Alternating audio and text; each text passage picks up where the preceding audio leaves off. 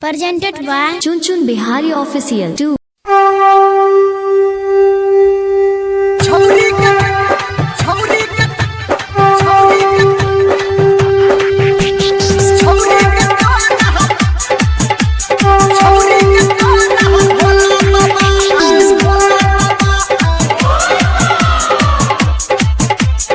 कन्हैया दीवाना बैरिया चौक माँ Gayatri recording studio. छौरी के द्वारा भोला बाबा मंदिर में बदल गए। छौरी के द्वारा भोला बाबा मंदिर में बदल गए।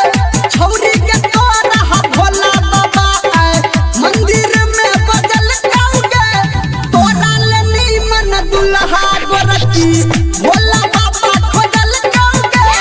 छौरी के द्वारा भोला बाबा मंदिर में बदल गए। छौरी के द्वारा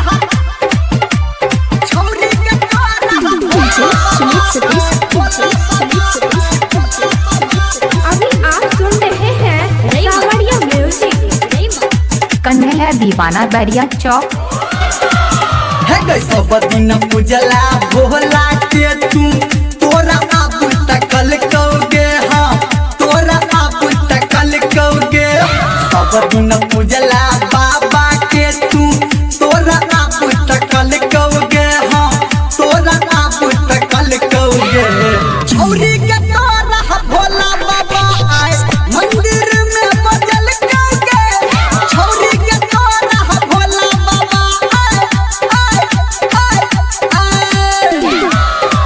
कन्हैया दीवाना बैरिया चौक छौरी के द्वारा भोला बाबा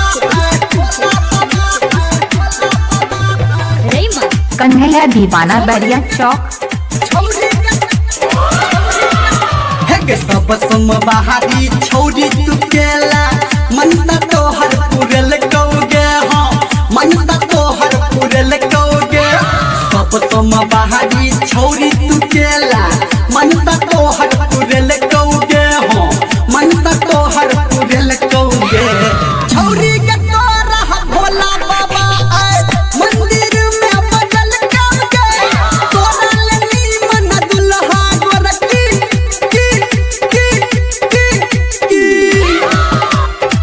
कन्हैया दीवाना बैरिया चौक